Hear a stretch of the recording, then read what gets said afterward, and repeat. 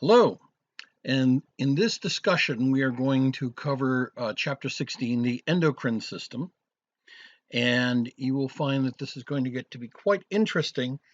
If you read previously the chapter on the nervous system, you'll find that there's sort of an interesting comparison and contrast here between the nervous system and the endocrine system, because they both have the capability to communicate to cells much farther away than the actual target cells from comparing that to the origin of the messenger that's been sent out. What I guess I'm trying to say to you is this. For example, the pituitary gland, there's a tiny small area in the sella turica, that's in the base of the skull, the calvarium, and you have this tiny little gland that is releasing some very powerful and important endocrine signals. Most of them are transmitted or transferred through the blood, and yet they can have an effect much, much farther away than any other type of communication, and unlike the nervous system, their signal can have longer lasting effects. So let's just go over this basically. Both of them release chemical messengers that bind to a target cell. That's the nervous system. It releases neurotransmitters. The endocrine system releases hormones. In the next chart, you'll see about the similarities. The differences are the time lag or the time course of effect on the target cells. The differences are also affected by the half-life of the hormone present in the blood.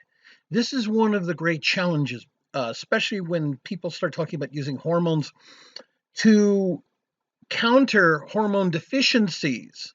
The problem is if you injected T3 or T4 or leptin or adrenal corticotropin hormone, the problem is that their half-lives are relatively limited because of the enzymes that are present in the blood. Now, one other thing you have to understand is that although most endocrine systems are controlled by negative feedback systems, some are paralleled or paired to compete with the desired effect. For example, insulin and glucagon. They both focus on controlling blood glucose levels, but insulin will cause a decrease in the blood glucose level because its effect is to draw glucose from the blood into the tissues, whereas glucagon is the opposite. It is to raise blood glucose levels. Now, when we talk about mechanisms of intercellular communication, we have direct communication, cell to cell. Usually that's through gap junctions. We have paracrine communication. That's where a cell will release to its neighboring cells certain chemicals. And this usually transfers through the extracellular fluid. And an example of that actually is in the islets of Langerhans. We're going to go over that in a little bit. You're all familiar with the islets of Langerhans because you have alpha cells producing glucagon, beta cells producing insulin, but you have several other cells that are present there. And it's interesting because one set of cells produces somatostatin, which seems to influence the neighboring cell's secretion of their own hormones. Now, autocrine communication is sort of like a self-control mechanism. It's very localized, yet the passage of the materials are through the extracellular fluid. Endocrine communication is transferring the communication, that's the signal, that's the actual hormone, and it gets transferred through the bloodstream. And the target cells may be in other distant tissues or organs. And those tissues or organs have got to have appropriate cell receptors for those particular hormones. That's an important point. Now, synaptic communication. This is basically across synapses. And if you remember synapses, they're about real small, 50 nanometers in distance between the presynaptic membrane and the postsynaptic membrane, so that the transport of The neurotransmitter is very quick, goes right across, no problem, and yet its effect is almost as long as the release of the neurohormone, or excuse me, neurotransmitter. And here's this chart, which I really encourage you to go over. Similarities between nervous and endocrine systems. Both systems rely on the release of chemicals that bind to specific receptors on the target cells. The two systems share many chemical messengers. You're going to find norepinephrine and epinephrine as a neurotransmitter, but you will also find it as a hormone that's released into the bloodstream. Both systems are regulated primarily by negative feedback control mechanisms, and the two systems do share a common goal. That is to preserve homeostasis by coordinating and regulating activities of other cells, tissues, organs, and systems. Now, the next area that we have is we're going to talk about the different types of hormones. They may be amino acid derivatives, they may be peptides or lipid derivatives. So let's talk about derivatives first. Amino acid derivatives are really something that was formerly an amino acid. Think of it as the building block. But in this case, there are certain enzymes in the cells that will cause modifications. They will add on a methyl group here, a hydroxyl group here, etc. So you start off with tyrosine, then you get to L-dopamine, then you get converted to dopamine, then you can convert to norepinephrine or epinephrine, etc. Thyroxine is the same way. It uses tyrosine and makes it into this dimer, and then it just decorates on that dimer iodine atoms. Now, tryptophan is interesting because tryptophan is an amino acid, and it can be used to make melatonin, but it can also be used to make serotonin. Serotonin we are much more familiar with as being a neurotransmitter, and melatonin is much more familiarized as being a hormone released from the pineal gland. When we talk about peptides, so these are strings of amino acids. They could be as short as 3 amino acids or as long as 191 for growth hormone, or prolactin, which is 198. Also, you have to keep in mind that some prohormone molecules are first large, and then they're cleaved, that is, cut by cellular enzymes. So let's take an example. There's a big molecule that's made in certain cells in the pituitary gland called POMC, and POMC is a mouthful. It's pro-opiomelanocorticoin. It originally starts off at 241 amino acids, and then certain enzymes basically act on this and chop it up. And what you get is alpha MSH, ACTH, that's adrenal-corticotropin hormone, beta endorphin, and metenkephalin. So think about it this way. It's like you start off with a huge piece of, lumber. And then you have the sawmill basically cut it into smaller pieces. So you got 2x4s and 4x4s, 2x6s, et cetera, et cetera, et cetera. So you make use of this big, long chain of amino acids held together. Now, lipid derivatives are a little bit different. They depend on certain types of lipids. So you can't just say all of them are going to be hormones. There's a group of that, if you remember, we went over this in A&P1, called eicosanoids. Now, eicosanoids, there's two different types, leukotrienes and prostaglandins. These are modified from arachidonic acid, okay? And enzymes are acting on this to modify this, and we see how certain drugs, including NSAIDs, will block the synthesis of these leukotrienes or prostaglandins, et cetera, by blocking the enzymes. But let's move further. Steroid hormones. Now, interestingly enough, steroid hormones have a longer half-life in blood due to the binding of these steroidal molecules to blood protein carriers. Now, what you have to understand is this. When I talk about steroid hormones, I'm not just talking about testosterone, estrogen, and progesterone. I'm talking about aldosterone, corticosteroids, and calcitrol. Now, just to help you, many steroid hormones have a structure, a 4-ring structure, very similar to cholesterol, and it's just a matter of adding on ethyl groups, methyl groups, etc., hydroxyl groups on different sides, etc., that give it its unique properties. Okay, so let's move in, and we'll just show you this chart here very quickly. Here is an example of thyroxine, and what you have are two tyrosines put together, and then they have some chemical modification, etc. Note where the iodides are. Catecholamine is an example of this. This is basically starting off with tyrosine, and then you add on some chemical structures beyond that, a few atoms here, a few atoms there. And then, of course, we have tryptophan derivatives, so the tryptophan would be in this area. If you take a look at the lipid derivatives, here is an example of prostaglandin E. Now, arachidonic acid has kind of a wiggly shape around it.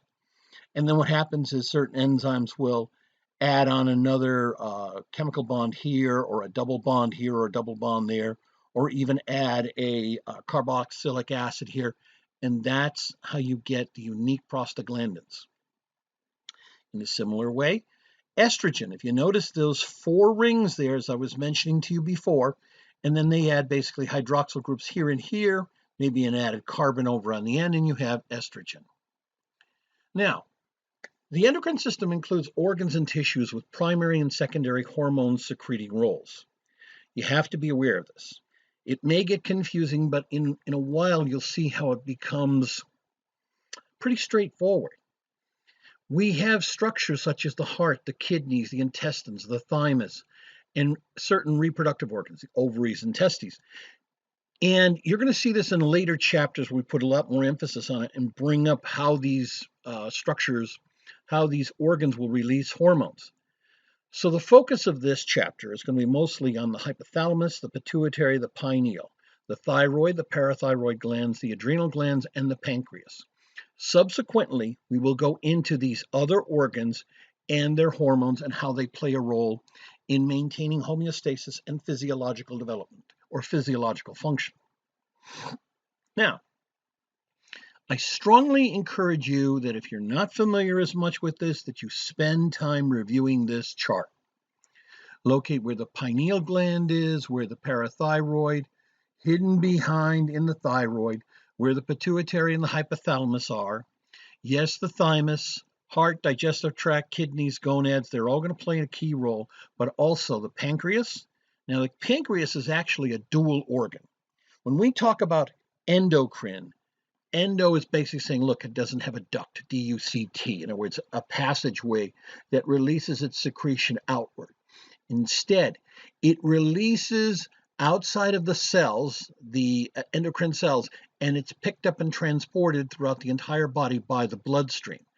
Exocrine glands are glands that will secrete, and it will come out on a particular duct, or think of it like a pipe. The pancreas is both endocrine and exocrine, which is the point I'm trying to make here. On the outside, it has pancreatic islets that are endocrine. On the inside, the acidic glands are basically producing bicarbonate and digestive enzymes, which travel down the pancreatic duct and then eventually enter into the duodenum, the first part of the small intestine. We will get later into that a lot more when we get into the digestive system. Okay. Here's an interesting point. Hormones affect target cells after binding to receptors in the plasma membrane, cytoplasm, or nucleus. Now, here's a point. Most hormones cannot enter inside the cell. Well, gee, wait a minute. If they can't enter inside the cell, how do they get their information or signal to affect the innermost parts of the cell, like the nucleus, like the DNA, et cetera, et cetera? They require what is called a secondary messenger system. The hormones are the first messenger. The intracellular intermediary effects are the second messenger. This is where it exerts the hormone's effect inside the cell. Secondary messenger systems may act as an enzyme activator or an inhibitor or a cofactor. Some of the two best known secondary messenger systems that exist right now are cyclic AMP and AMP, which we'll get into, and calcium ion release, which binds to a protein called calmodulin and then triggers other cellular activity. Usually it's through a cascade effect. The steroid and thyroid hormones pass through the cell membrane and can bind to the receptor, so there's no problem there.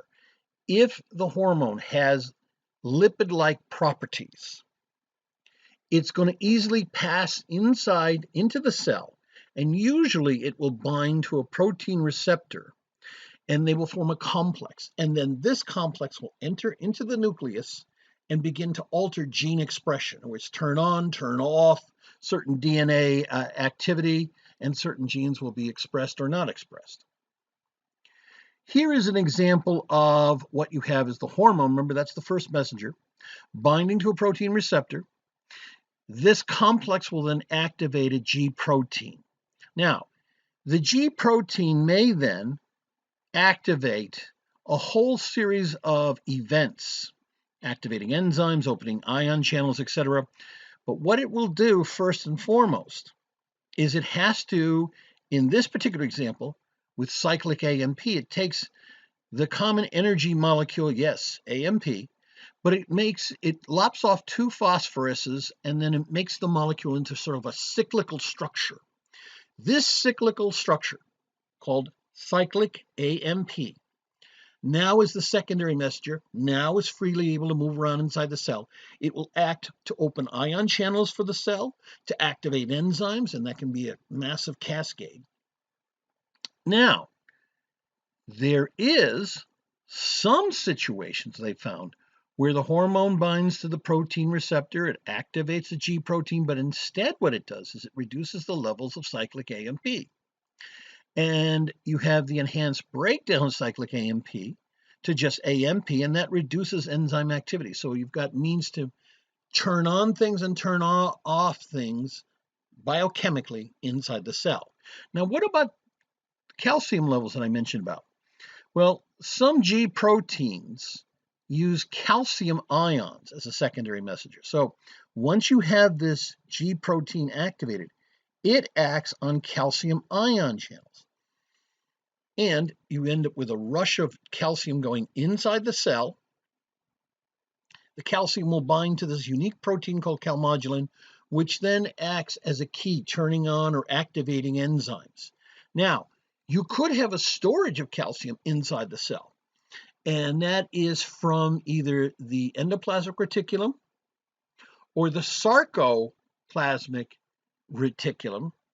It's also called SER. Basically, you have these situations. Also, you can have also the smooth endoplasmic reticulum here. But basically, if you have any storage sites inside of the cell, if you remember the modified sarcoplasmic reticulum, which was really the smoother endoplasmic reticulum that was modified as a calcium storage site in the muscle, skeletal muscle, G proteins can activate these. All right. Now, the last part here I'm going to just go over is what you have with lipid or with thyroid hormone. They have the capability to get transported across the plasma membrane. Once inside, they will bind to a protein structure, and basically these are receptors. Now, in some cases, they're going to be binding to cytoplasmic receptors. Other cases, the actual molecule will have to go inside, and they will bind to nuclear receptors. These complexes will then act to turn on or turn off DNA expression. And you can see in this situation here, you actually have, in some cases, with thyroid hormones. Since we know that thyroid hormones is involved with metabolism of the body, it's also involved with helping in some ways in growth and regulation, etc. So what happens is the receptor thyroid hormone complex will bind to receptors of the mitochondria or within the nucleus. These will increase ATP production, and they will also act on enhanced cellular activity, protein synthesis, translation, etc. Now, we're going to move into the hypothalamus first and foremost, because the hypothalamus has some cells, and that make two unique hormones, but what happens is the hormones are not released in the hypothalamus. They actually are released from these very long axons, and they're released in the posterior part of the pituitary gland. It's called the posterior lobe. Let me give you an example of what I'm going to bring up. This is the concept of the master gland. It used to be thought that the pituitary was the master gland because they found it was producing all sorts of very neat and important hormones. Then we started seeing how the master gland of the pituitary was regulated by the hypothalamus. So let me start off. ADH, otherwise known as antidiuretic hormone, otherwise known as vasopressin, and oxytocin, yes, folks, that's the cuddle hormone. They're synthesized in the hypothalamus. ADH is synthesized in the nuclei of the supraoptic nuclei that's found in the hypothalamus. Oxytocin is in the paraventricular nuclei inside of the hypothalamus. Now, keep in mind that the hypothalamus also controls the adrenal medulla's release of epinephrine and norepinephrine. That's what you see when you have sympathetic nervous system activation. But also what the hypothalamus does is it produces regulatory hormones. These are called releasing factors. These are synthesized in the hypothalamus. They are released into a very short little portal blood vessel network that goes from the hypothalamus and then begins to release these releasing factors into the pituitary cells. That is the anterior lobe of the pituitary gland. And what this will do is will either enhance secretion of the next load of hormones. These are the stimulating hormones from the pituitary, or it may actually, depending on certain hormones, they will actually inhibit the release. Now, this is where we get into what we call the hypophyseal portal system. It's a system of dual capillary networks where the products that enter one network are released at the second network with minimal dilution in the blood. And this is basically because we have what's called fenestrated capillaries. They're very, very porous. And by the way, you have to think about it this way. What does it matter about the minimal dilution? It matters a lot. You could not inject in a single injection the amount of gonadotropin releasing hormone to get the pituitary to secrete, because it would get diluted in let's say, an artery or a vein. And by the time it got back into the blood and circulated around near the pituitary, it would be far, far, far diluted. What you really have is a very small amount produced by the hypothalamus that travels down a few very special capillaries and this portal system, and they're released right nearby to the neighboring anterior lobe of the pituitary. And it's really incredible. Here's what I'm trying to show you here. Here we have hypothalamus secreting regulatory hormones. Here we have the hypothalamic neuron secreting antidiuretic hormone and oxytocin. Also keep in mind that it has, because of preganglionic motor fibers, it influences the adrenal gland's medulla that will release epinephrine, norepinephrine. Now, where we talked about ADH and oxytocin, notice the very long axons that eventually terminate in the posterior lobe of the pituitary gland, and they release into the blood ADH and oxytocin. Go back here, the hypothalamus has this very small amount of unique releasing hormones that will act on the anterior pituitary lobe and cause a secretion of hormones. If you take a much closer look at this, you'll see the hypophyseal portal system. The superior hypophyseal artery has a mesh network here that gets a lot of the hypophyseal hormones that are going to control and act on the pituitary gland. What you have are these very small portal vessels minimizing dilution. And basically, as you notice, that they will wrap around and go in as a secondary capillary network right in here, the anterior pituitary lobe. The posterior pituitary lobe, when you have the inferior hypophyseal artery, this has a small capillary network too, where it will pick up oxytocin and ADH. Now, as I mentioned to you before, the anterior lobe of the pituitary gland produces and releases 7 trophic hormones. When I talk about a trophic hormone, I'm talking about something that turns on endocrine glands or functions of other tissues. So that may be turning on the release by the adrenal hormones, by the ovaries, by the testes, etc. Keep in mind that the posterior lobe only releases 2 hormones. They're important, though. We'll get into those in a bit. Now, the pituitary gland is called the hypophysis.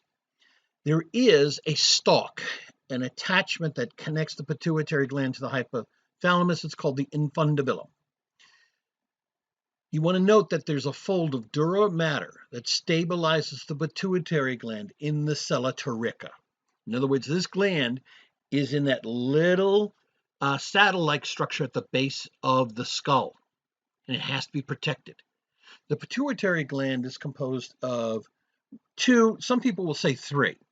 The anterior, which is the adrenal hypophysis, it's more glandular in structure. The posterior, the neural hypophysis, which is more neuro in microstructure. And then what's called the pars intermedia, which is sort of the middle part. And you can see the pars intermedia right in here. This is the anterior lobe. This is the posterior lobe here. What are some of the key points? Well, let's go over this again.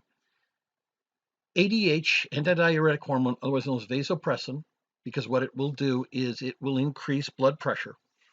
The detection cells in the hypothalamus are osmoreceptors, they're neurons, and they signal the need for secretion of ADH. ADH will decrease water excretion and increase solute concentration in the blood. It will also decrease water excretion in the urine, acting on the kidneys. Excuse me. ADH control, water secretion. Well, this is where I get alcohol. Alcohol. What are you talking about alcohol here? Alcohol stops ADH secretion. Boom, dead stop.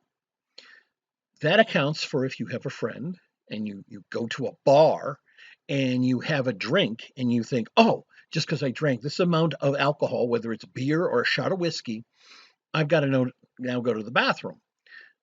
It's not the alcohol in the sense, or the fluid in the sense that you consumed it. It is the alcohol in that fluid that shut down ADH. Therefore, as soon as the signal ADH is abolished for a short time, your urine is going to be much more watery. You're going to lose more water that way. That's why even on hot days, you'll hear medical advice going out to the public saying, don't drink alcohol on a very hot day. It'll speed up your rate of dehydration. Oxytocin stimulates smooth muscle contractions of the uterine wall. It will promote the ejection of milk from the breast. It's also known as the cuddle hormone, where it enhances a cuddling or building of bonding for behavioristic approaches. Now, the anterior lobe, well, you got a bunch of them, and yes, you need to know.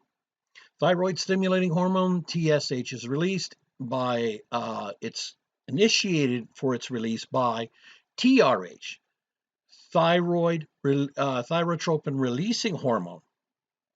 So, thyrotropin-releasing hormone, TRH, is produced by the hypothalamus. It acts on the pituitary to release TSH. TSH acts on the thyroid to cause a release of T3 and T4 hormones. We'll get more into that in a minute. Adrenocorticotropin hormone, ACTH, otherwise known as corticotropin, is released by corticotropin releasing hormone, and it acts on the adrenals. So ACTH is initiated to be released from the pituitary because of this CRH. And ACTH will act on the adrenals to enhance release of cortisone and other steroidal hormones that are in the cortex of the adrenal gland. Gonadotropins, FSH and LH, those are all regulated by gonadotropin-releasing hormone produced by the hypothalamus.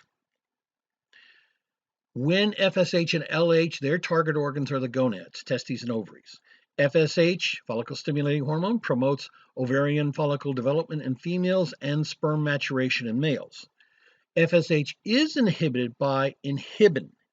This is a hormone that's produced by testes and ovaries that provides some feedback, but it only acts on the pituitary to reduce FSH production. Now, LH is luteinizing hormone. It induces ovulation, promotes release of estrogen and progesterone. In males, it promotes synthesis and release of androgens, testosterone in testes. And the hormones that are produced by the ovary and the testes will feed back and inhibit the release of GnRH. Moving forward, growth hormone, lots and lots of info. It stimulates cell growth and reproduction by accelerating protein synthesis. It's regulated growth hormone releasing hormone. So GHRH in the hypothalamus triggers the release of GH in the pituitary, but can also be inhibited by growth hormone inhibiting hormone, GHIH, which also goes by the name somatostatin. GHIH is produced in the hypothalamus. So just be clear on that. What's the primary control? Indirect liver cells respond to GH by synthesizing and releasing a group of hormones called somatomedins, otherwise known as insulin-like growth factors, IGFs. IGFs will act on skeletal muscle fibers, cartilage cells, and other target cells to increase amino acid uptake and incorporate them into new proteins. Now, direct actions is that GH stimulates stem cell division and differentiation. Adipose tissue, in adipose tissue, GH stimulates triglyceride breakdown and the secretion of fatty acids in the blood. There's also, GH has a glucose-sparing effect. What I mean by that is the response of tissues to use fatty acids, not glucose, to make ATP. GH also causes the liver to break down glycogen to release more glucose into the blood.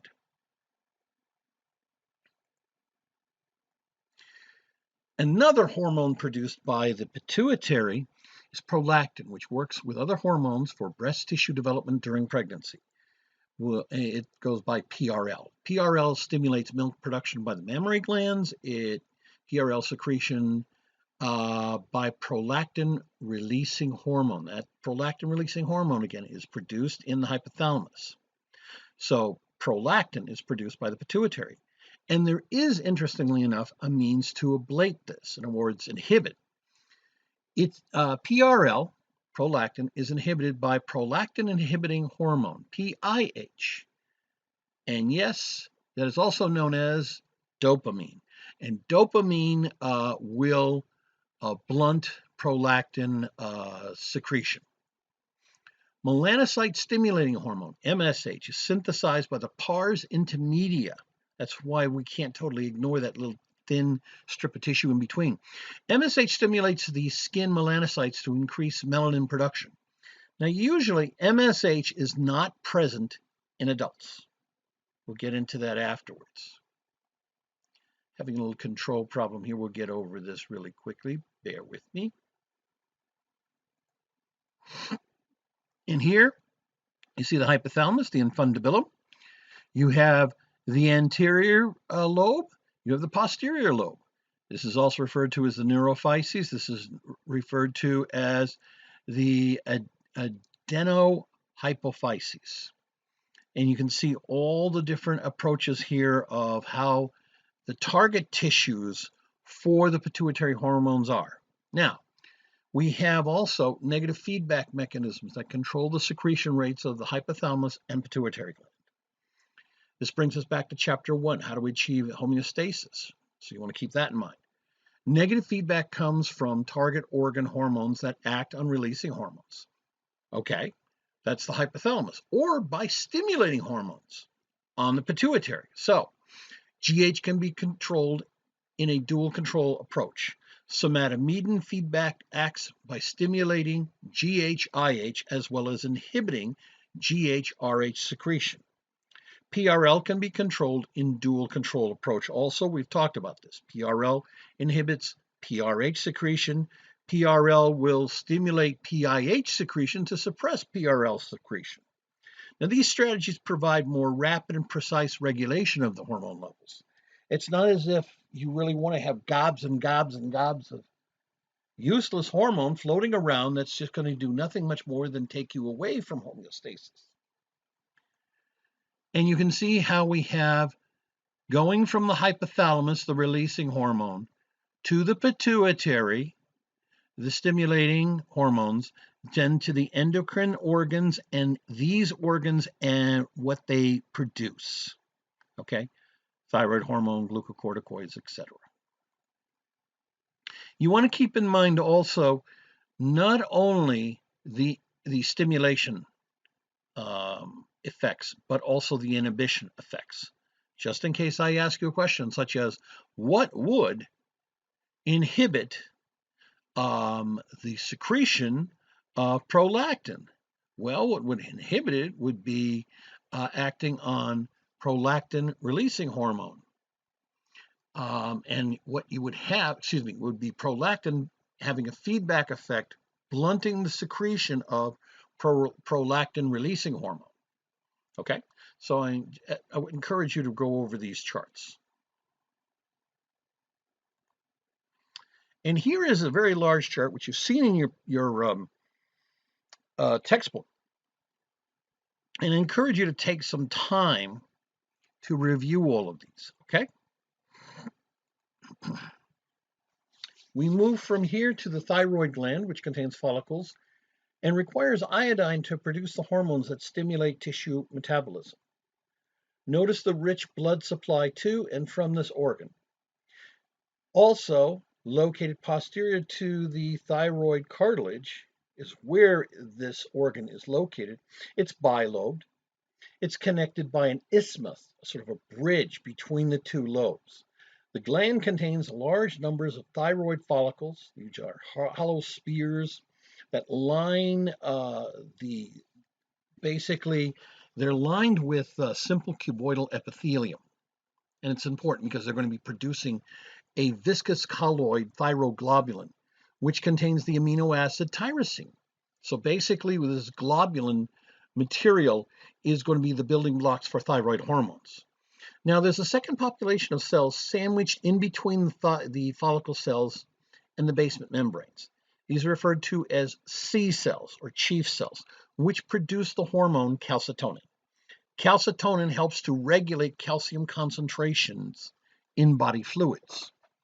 Thyroid gland contains follicles and requires iodine, as I've mentioned, to produce the hormones that stimulate the tissue metabolism. Let me give you one example.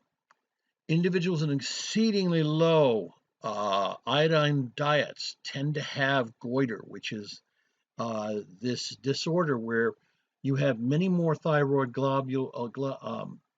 follicles produced in just the attempt to try to scavenge any available iodine out there. We take it for granted now, but goiter was a scourge in many societies until we started implementing things like adding small amounts of sodium iodide into the sodium chloride that we consume each day.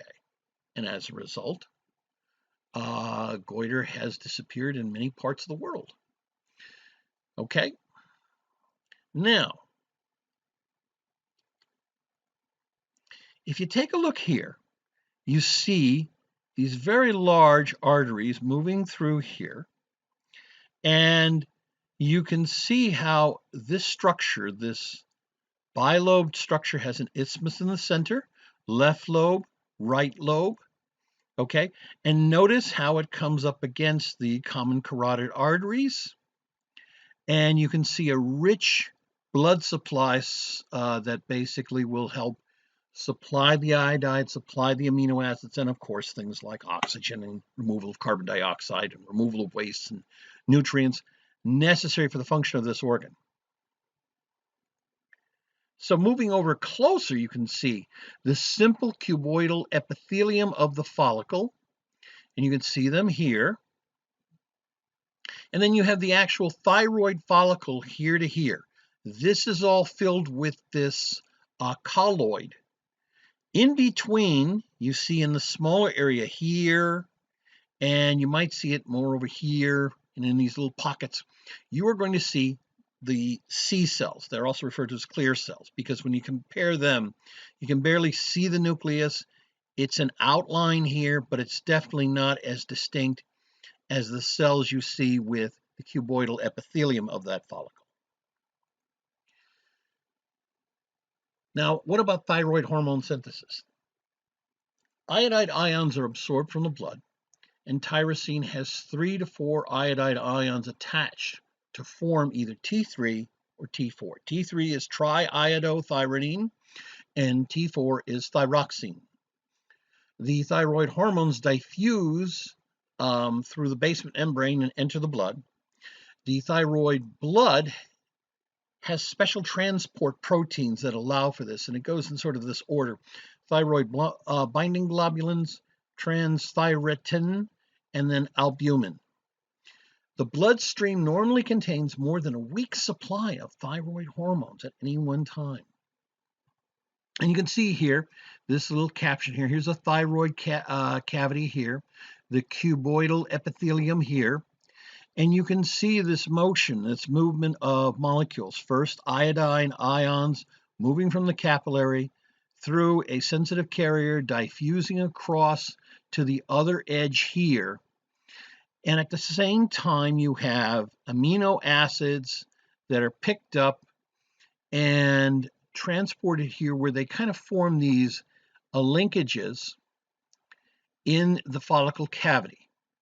And then what you have is this formation adding on of the iodide ions, okay? And what you eventually have is endocytosis taking these molecules of the thyroglobulin and moving somewhat the T3, T4 by diffusion across, and it enters the bloodstream. Here you're going to have the thyroid binding globulins that are going to bind to T3 and T4 and transport them safely through the blood. Now, what are the effects of thyroid hormones on peripheral tissues? Lots. That's why it's one very important key hormone for growth as well as normal metabolic activity. You see, the effects include increased rates of oxygen consumption and energy consumption. In children, it may cause a rise in body temperature. Increased heart rate and force of contraction generally results in a rise of blood pressure.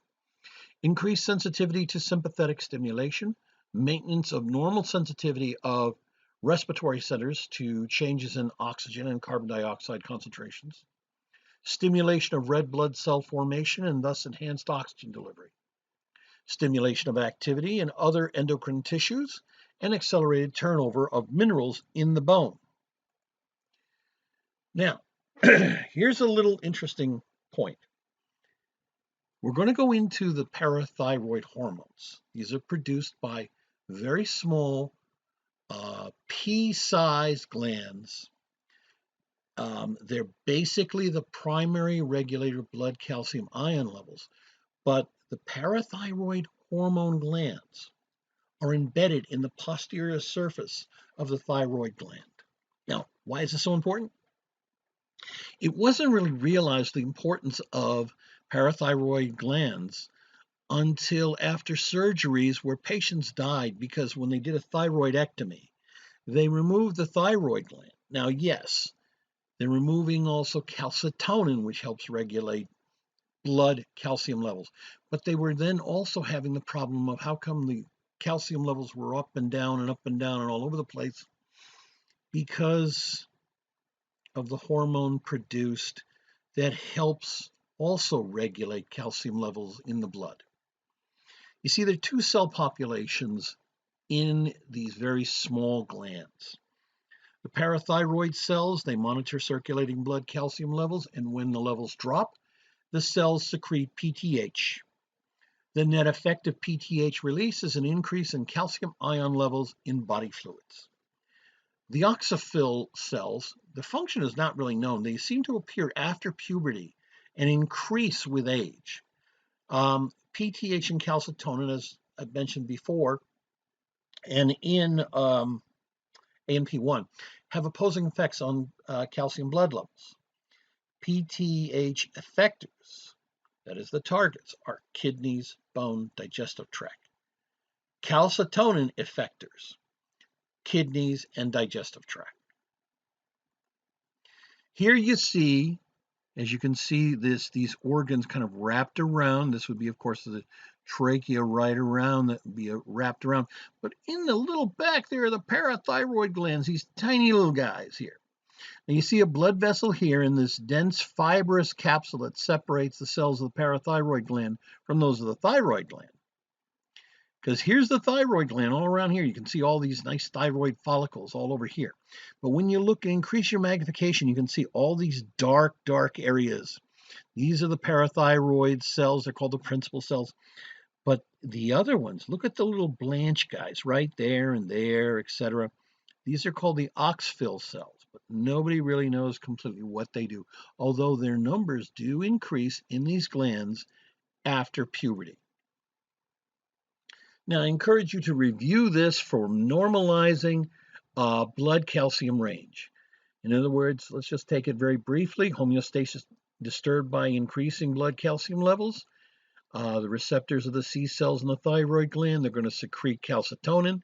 They're going to act in the kidneys and the digestive tract. You have an increased excretion of calcium by the kidneys, and calcium absorption from the digestive tract is prevented. Therefore, you have a restoration by decreasing the blood calcium levels back to more normal range.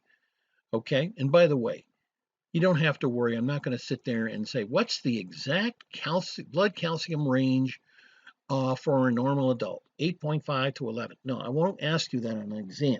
What I might ask you is if you have increasing blood calcium levels or decreasing, which hormones will get acted and what target areas will they act upon. So you want to be aware of that. If we had a decreasing blood calcium level going below 8.5, the principal cells of the parathyroid glands would get activated, secrete PTH.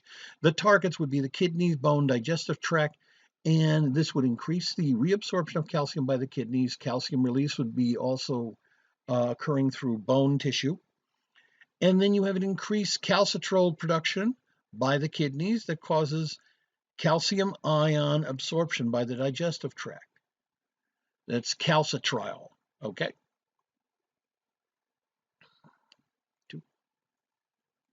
Okay. The effects of parathyroid hormone on peripheral tissues. Well, a couple of things here I want you to get to understand basically. PTH will mobilize calcium from the bone by affecting osteoblast and osteoclast activity. PTH stimulates osteoblasts to secrete a growth factor known as RANKL, R-A-N-K-L.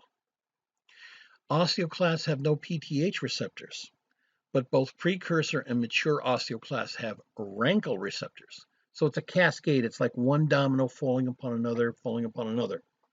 So when the RANKL levels start going up, the growth factors results in an increase in osteoclasts and osteoclast activity. With more osteoclasts, the rates of mineral turnover and calcium ion release accelerate.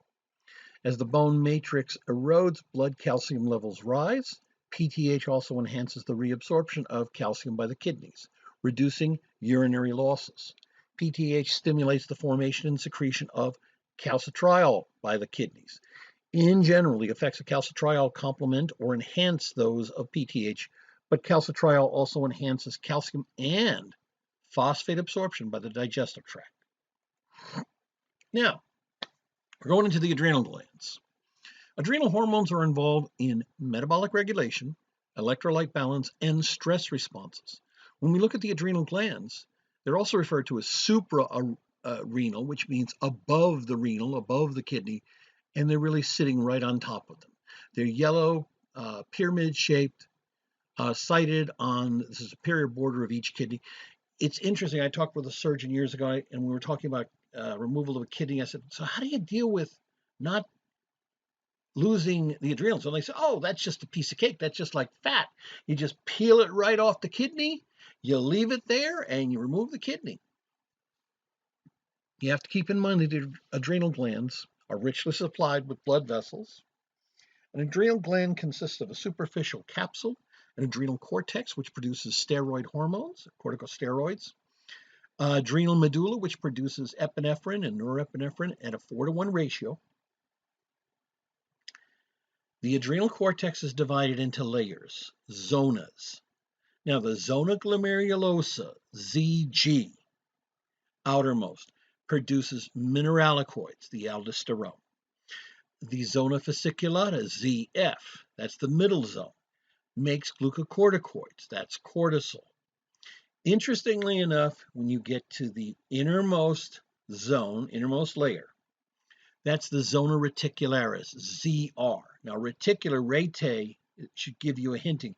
Looks kind of mesh-like, okay? They produce androgens, which can be converted to estrogen in the blood. ACTH stimulates the secretion of ZF and ZR. So there's an interesting point there. And you can see the 3 levels, the zona glomerulosa, the zona fasciculata, which is huge. And then you have this zona reticularis, which is kind of mesh-like, as opposed to the nice arranged in pillars here. And also glomerulosa globules, you'll notice if you look carefully, these are going to be almost like little circles. And so that's how you know. You have the capsule, first level ZG, next level ZF, last level ZR. And then underneath it, these are the chromatin cells for the adrenal medulla. You'll see where the where the adrenal glands are located, sitting on top of the kidneys. And this gives you a nice rundown of the items that I've discussed. The mineralocorticoids basically are involved with regulation of water, sodium, potassium, primarily the potassium and the water, okay? Glucocorticoids are extremely important, especially in handling stress. Now, not just emotional stress, physiological stress, okay? You know, running, being exposed to heat, things like that. So it increases the rates of glucose and glycogen formation by the liver, stimulates the release of amino acids from skeletal muscles, and releases lipids from adipose tissues. It will promote lipid catabolism, okay, within peripheral cells, and it reduces inflammation. That's why we talk about having steroids to deal with inflammation. It's really glucocorticoids to reduce inflammation. Sorry about that. Now, the adrenal androgens stimulate the development of pubic hair in boys and girls before puberty. But last and not least, adrenal medulla, 4-to-1 ratio, epinephrine and norepinephrine, stimulated by sympathetic preganglionic fibers during sympathetic activation. Epinephrine, norepinephrine will increase cardiac activity, blood pressure, glycogen breakdown, and blood glucose levels. Now we're going to go over to the pancreas, and the pancreatic islets secrete insulin and glucagon, which regulate glucose use by most cells. Remember I said before, pancreas was a dual organ, exocrine and endocrine. The pancreas is also retroperitoneal. In other words, part of it is tucked behind the peritoneum membrane. The islets of Langerhans, which is where we're going to focus on mostly now, will deal with the exocrine effects in digestion. These are also, the islets of Langerhans are also referred to as the pancreatic islets. They secrete the following. Alpha cells produce glucagon, raises blood glucose levels by increasing liver breakdown of glycogen to release glucose. Beta cells, insulin, lowers blood glucose levels by increasing the rate of glucose uptake and use by body cells. increase of glycogen synthesis in the skeletal muscles and liver. Delta cells, this is where you get the production of somatostatin, otherwise known as growth hormone inhibiting hormone. It suppresses the release. This is where I was talking about the paracrine influence before. Suppresses the release of insulin glucagon. So it acts on its neighboring cells, the alpha and beta cells. It will slow the rates of food absorption and enzyme secretion in the digestive tract. Finally, the F cells, otherwise known as PP cells for pancreatic polypeptide. This inhibits gallbladder contractions and regulates production of pancreatic enzymes. Hence, it controls the rate of nutrient absorption by the digestive tract. Here you can see where the pancreas is located. They're consisting of lobules. The islets are going to be sitting on the exterior part here. The interior part here will go into much more discussion in the digestive system discussion. The cells are for the exocrine secretion are consisting of these nice little globules. Basically, they are cuboidal, simple cuboidal epithelial cells, and they're pancreatic acini, as they're referred to. Now, before you ask, I'm not going to give you a picture of an islet and say, hey, tell me which cells are alpha, beta, delta, etc. No, that's where you have immunocytochemistry or immunohistochemistry involved. Don't worry about that part. Just get down. Alphas make glucagon. Betas make insulin. Deltas make somatostatin. And PP cells make pancreatic polypeptide. That's all you need to know. An islet is going to look very different compared to the neighboring cells around it, because the neighboring cells around it are going to be much more darkly stained. In these islet cells, they're going to be a little bit less deeply stained. Oh, homeostatic time. Just to keep in mind several things. Homeostasis would be disturbed by increasing blood glucose levels. Now, what does increasing mean? Normal blood glucose range is from 70 to 110 micrograms per deciliter. Don't worry, I'm not going to ask you to memorize the number, but I would want you to be knowledgeable about what happens here. If you have blood glucose level increasing, what's going to happen? Beta cells in the pancreatic islets are going to be triggered to secrete insulin. It affects all the body cells, and you can see all the effects it's going to do. That would lead to a decrease in blood glucose level. But if the blood glucose level goes below, let's say below 70, what do you do then? Well, the alpha cells in the pancreatic islets, their receptors are going to be fire detecting this, and they're going to secrete glucagon, which will then affect liver, skeletal muscles, adipose cells, and these will lead to eventually an increase in blood glucose level.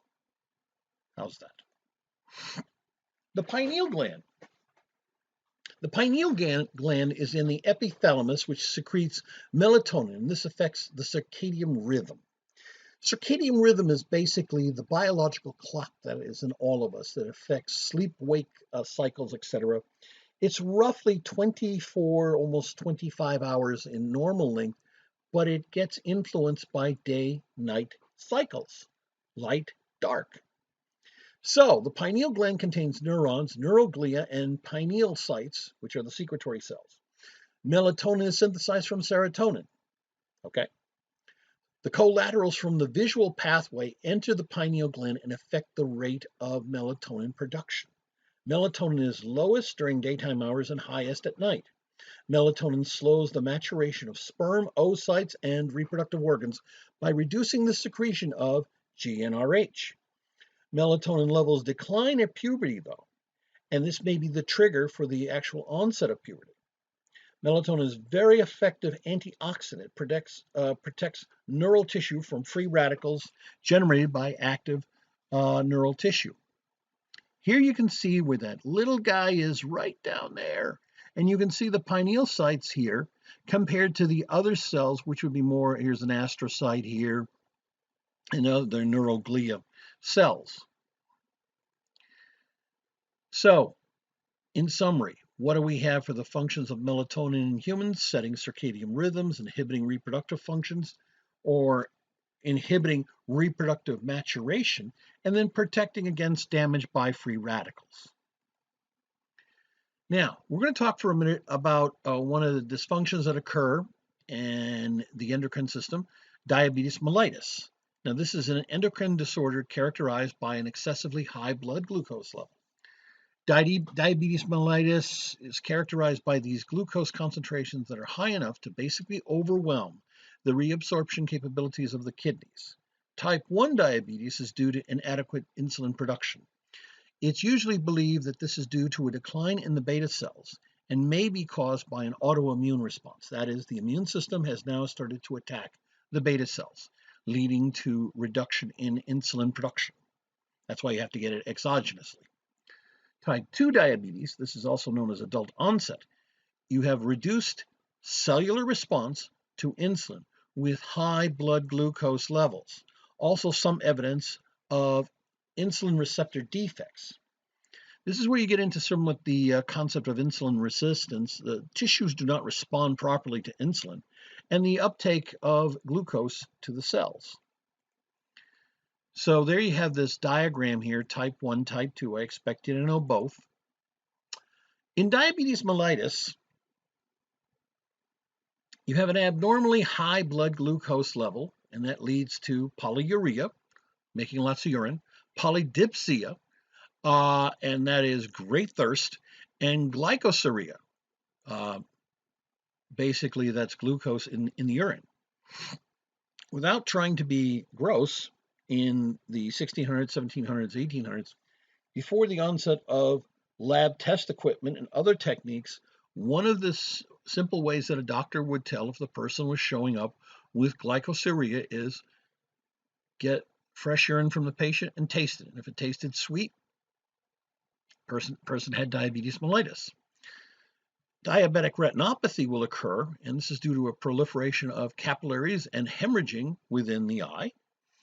Diabetic neuropathy is a degenerative disorder due to overactivity due to the neurons. Let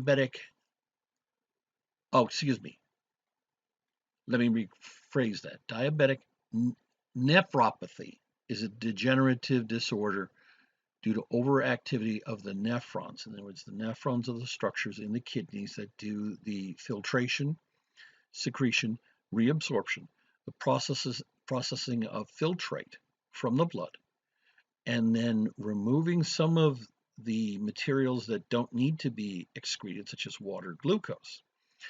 But with an overwhelming amount of glucose present, the nephrons will be overwhelmed and you'll have a lot more glucose being excreted. Diabetic neuropathy is an abnormal blood flow to the nervous tissues, leading to peripheral nerve damage and autonomic function abnormalities. Blood flow is reduced to distal parts of the limbs. This is still some of the symptoms that you see with diabetes mellitus. This will result in tissue death, loss of toes, ulceration, and infections. Also, you have an increased risk of heart attacks. As you can see with this gentleman here, they're facing all the problems, the clinical problems caused by diabetes mellitus. Now, hormones interact to produce coordinated physiological responses. Now, there are 4 possible outcomes of the presence of different hormones in the blood or interstitial fluid. Antagonistic effects, additive effects, permissive effects, integrative effects. Antagonistic are competing signals opposite to each other on the target tissue. The net result is a weakened response or a neutral effect. Additive effects. This is a net result of a response greater than one hormone alone. Synergistic effects are possible. For example, growth hormone and glucocorticoids enhance the glucose-sparing effect. What I mean by sparing to help you is that even though glucose is present in the blood, what you're doing is allowing more of it to be saved and not metabolized and using other sources for fuel for the cells, such as lipids, such as amino acids, etc. The only organ in the body that uses only glucose as fuel, and that's the brain. Permissive effects One hormone necessarily will be to allow the effect of a second hormone to produce the effect. Epinephrine and thyroid hormones act together in certain ways. They have to be there. Integrative effects. These are two hormones produce different but complementary effects. Usually coordinate their activities of different physiological systems. So PTH and calcitrol effects can lead to calcium elevation in the blood. And you can see some of these effects diagrammed. So we get down to the point of regulation of blood pressure and blood volume. Involves hormones from the primary endocrine organs and from endocrine tissues in the heart and kidneys. Let's take a focus for a minute on blood pressure and volume. Remember that blood pressure is the amount of pressure that's put up against the blood vessel walls. The volume may play a role in blood pressure, and that is the amount of blood there. And it also may incorporate one other factor, and that is how much is liquid and how much is formed elements. Now there's a particular hormone called natriuretic peptide. It's secreted by the heart walls. It acts on the kidneys and blood vessels. It will increase water and sodium ion excretion from the kidneys. It will inhibit ADH and aldosterone secretion.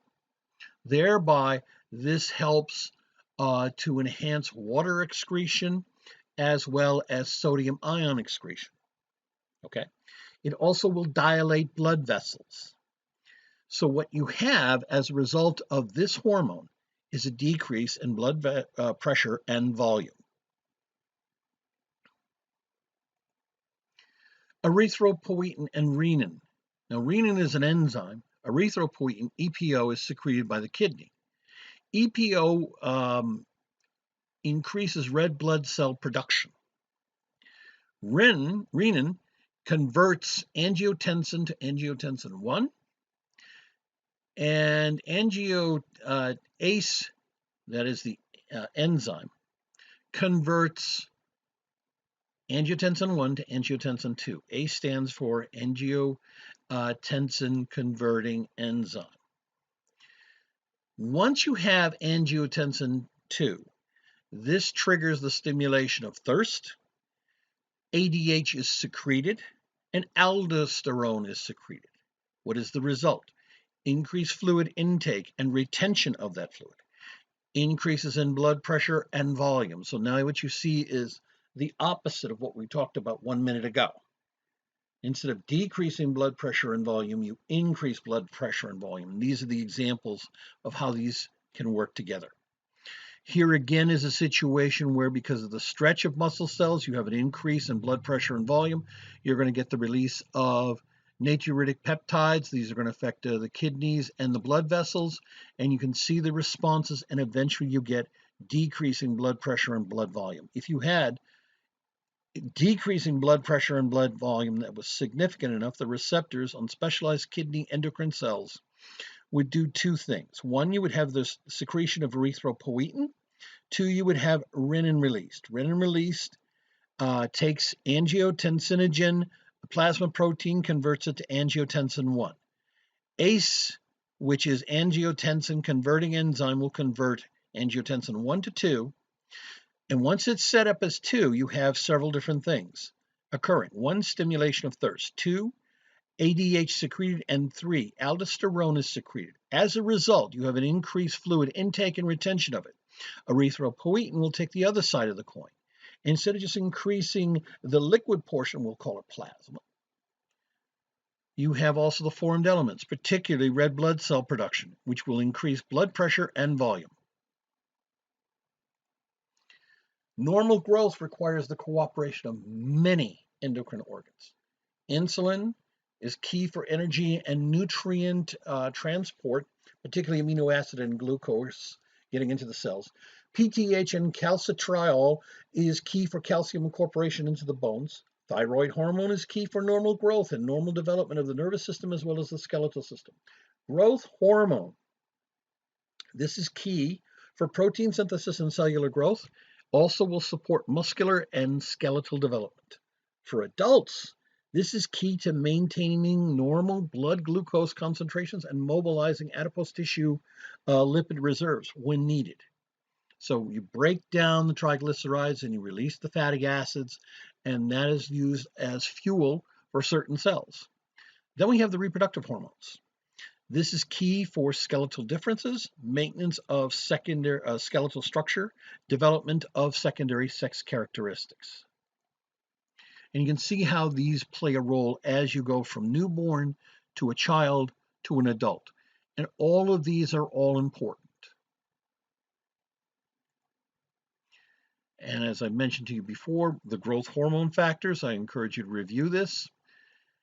And then we come into some of the final areas when we talk about the stress response. Now, this is a predictable response to any significant threat to homeostasis. Stress affects homeostasis and hormonal balance. We have the stress response, the general adaptation syndrome, GAS. And basically, this is the hormonal and physiological adjustment due to stress-causing factors. Now, look, realistically, yes, it could be, it's probably not the monster underneath your bed. But we were kids once, and we may have had that, or it was hiding in the closet. Nowadays, we have to worry about, not just lions and tigers and bears, oh my, but we've got to worry about, taxes and, COVID-19 and, bad people and good people who've got a bad attitude, et cetera, et cetera, et cetera. But I want you to think about this because stressors can be interpreted in so many different ways, depending on where you are, who you are, and also some of your past. So let's go through the three phases. Number one, alarm. You have an immediate response to stress. It's directed by the sympathetic nervous system. Epinephrine is going to be the dominant hormone. Yeah, it's going to be released out into that bloodstream. Energy reserves are mobilized, mostly glucose. The body prepares to deal with stress-causing factor. Phase two, resistance. If stress is longer than 3 hours, now you've got to kick in some extra tools. Glucocorticoids is the key hormone here, along with epinephrine, growth hormone, and thyroid hormones. Glucose is being diverted for neural tissue. Remember I said, the brain needs glucose. And other energy sources are mobilized in the form of lipids, such as fatty acids, and amino acids. Phase 3, exhaustion. The resistance breaks down. The homeostatic regulation breaks down. This is where you can face failure of one or more organs. Mineral imbalances start to occur. Loss of aldosterone control in resistance phase leads to depletion of potassium ions, the buildup of sodium ions. Now, if you have this too much out of balance, this is going to lead to malfunction of heart cells and neural cells functioning. Heart cells to beat, heart cells to provide the timing for the synchronized contraction of the heart cells, as well as sending action potentials down those nerve cells. Okay? And you can see all of this, the alarm phase, the resistance phase, and the exhaustion phase. All right? Now, a couple of other ones I wanted to include because they are coming up to be very, very important. Ghrelin is one. Now, ghrelin is a circulating hormone produced by the enteroendocrine cells of the gastrointestinal tract, especially the stomach, and it's often called the hunger hormone because it increases food intake. Blood levels of ghrelin are highest before meals when a person is hungry. Returning to lower levels after meal times, ghrelin may help prepare for food intake by increasing gastric motility and gastric acid secretion. Interestingly, ghrelin is synthesized and secreted by oxyphil. Now, don't get it mixed up with the oxyphil cells we talked about with PTH, but these are called oxyphil cells of the stomach. They're in the gastric glands. Okay.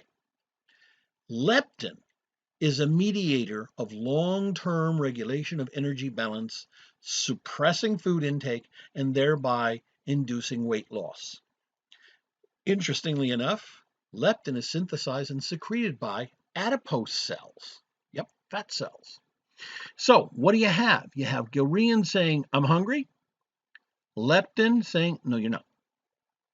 And you have to understand that when leptin was first found, everybody was dancing around going wild, because what this meant, not only for insights into physiology and diet and everything else, the pharmaceutical firms were going wild, saying, wow, we can make lots of money by basically new diet aid if we could just find a way to have stabilized leptin. But the other interesting thing was, now how they had first found this was they had focused on a number of morbidly obese patients. And this is where they were able to find circulating parts of leptin or the absence of it. Some individuals have very low levels of leptin, and so the hunger signal continues to stay on, and the satiety signal, or the sense of I'm full, no longer there. But they found another group of morbidly obese patients that had skyrocketing amounts of leptin in them. So the scientists were all sitting there going, did we make a boo-boo? Did we mess up on our study, our data, or whatever? Then they started looking at something else, not just leptin, but the leptin receptor. The people that had skyrocketing amounts of leptin had defects in their leptin receptor. So think about it this way. It's like sending a signal, but nobody hears it because nobody's got the receiver. And now they're trying to work out those pharmaceutical compounds that might either simulate leptin or find another way to stimulate that defective receptor in helping people who are morbidly obese. Okay. Now, we're going to finish up with basically some of the overproduction or underproduction of hormones, and these, how they lead to endocrine disorders. Overproduction, we always have a prefix of hyper. Underproduction, hypo prefix. You got to keep in mind one other thing. When we talk about tumors, any tumor that originated from endocrine cells usually will lead to a hypersecretion of a specific hormone. Case in point, phenochromocystoma is a cancer. Basically, it was a chromaffin cell, normally producing epinephrine, but instead now it is not turning on and turning off. It's just cranking out at 11, as the expression goes, and just constantly or intermittently blasting the individual with large amounts of epinephrine. That's where they've got to remove that tumor. Now, take some time, review hyposecretion as well as hypersecretion. Acromegaly is the hypersecretion of growth hormone. People get very, very tall. Sometimes what happens is the epiphyseal growth plates will close, but they will still have certain bones continue to grow afterwards. Large hands, large jaw, what they call tower skull. In other words, the parts of the skull will grow large, elevated. Goiter is the hyposecretion of thyroid hormones and increases the mass of the thyroid.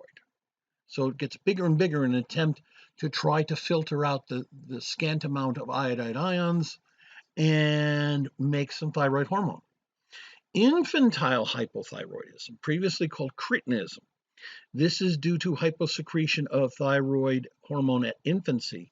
And so the individuals are mentally, basically, mental functions are greatly reduced. Addison's disease, hyposecretion of glucocorticoids. You have ACTH hypersecretion. Now, this is where I mentioned it also in AMP1.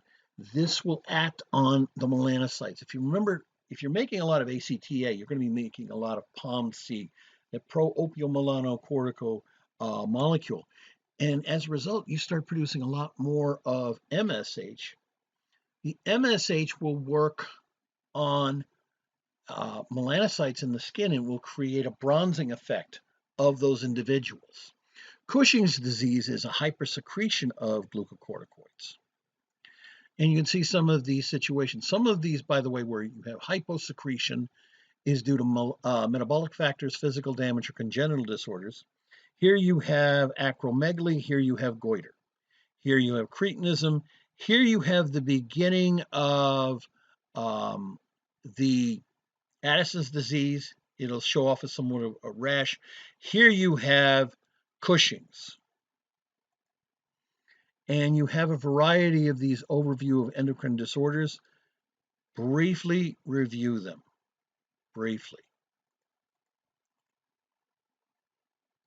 Keep in mind that in the reproductive area, you could have someone that's totally healthy, but once they hit what we would think of as puberty, they could have a hyposecretion there. And the situation there would be hypogonadism. For females, they would not be taking on their secondary sex characteristics because they'd have lack of or very low levels of estrogens. For males, same situation, lack of secondary sex characteristics. In both cases, males and females, they would be having sterility also. Okay, so we're just about done now. I want you to peruse the chapter review outline, which is on pages 625, 627. Complete the review questions on pages 627, 629. That's for your review, and it should be used to help you prepare for the upcoming first exam. Complete the review sheets that you see in your text on pages 616 and 624. The next section, which will be the next lecture that we go on to, it will be in chapter 20 on the lymphatic system and immunity. Have a wonderful day.